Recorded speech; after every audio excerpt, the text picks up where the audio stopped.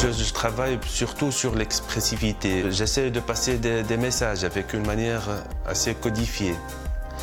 J'aborde des sujets tabous. Quand je me mets à dessiner, je ne réfléchis pas beaucoup. Je prends mon pinceau ou bien mon traceur avec de l'encre noire et je me mets à dessiner sans réfléchir. Vous remarquez dans mes derniers travaux que le support il est assez chargé, avec beaucoup d'éléments. Parfois c'est comme des cauchemars, des objets parfois dans une scène, des choses intruses. C'est le désordre. Même le tableau, on peut le lire dans différents sens.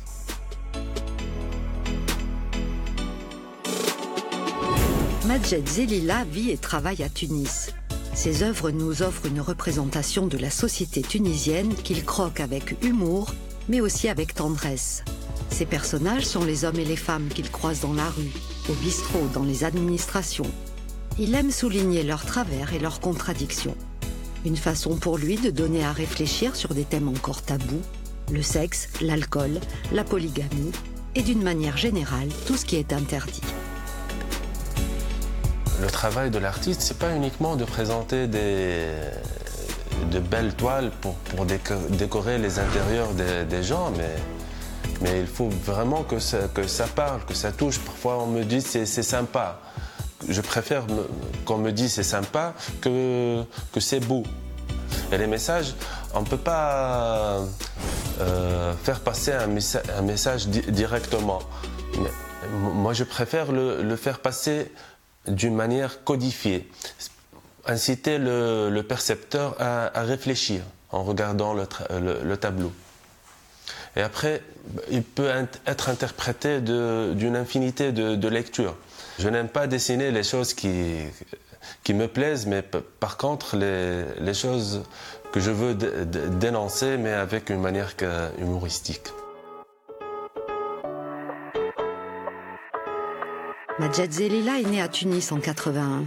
Dès l'enfance, il sait qu'il veut devenir artiste peintre et fera tout pour y arriver, même si à l'époque, sa famille considère que ce n'est pas un métier.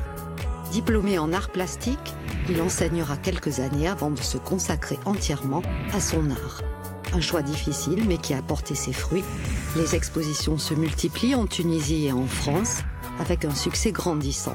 Cet artiste, amoureux de Modigliani, est viscéralement attaché à son pays, même s'il ne manque pas de le critiquer à travers ses œuvres. Donc, le support, c'est la photo ici. Donc, j'ai pris des photos dans la rue, par terre. J'ai essayé d'intégrer mes personnages, de présenter des scènes. Ça nous rappelle un peu le rythme très accéléré de la vie parisienne.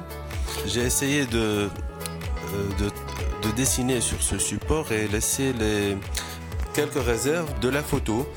Et puis le fond, j'ai essayé de passer une couleur unie, le bleu, pour faire ressortir les personnages. Et après, j'ai accentué les coins avec un ton plus foncé pour donner une certaine profondeur. C'était vraiment une difficulté de travailler sur un support déjà chargé.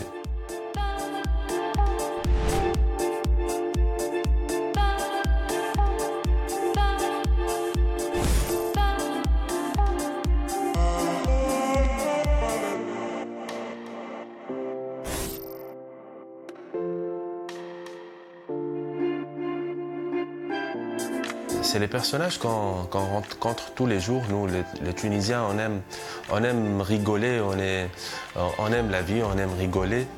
On ne prend pas vraiment les choses au sérieux.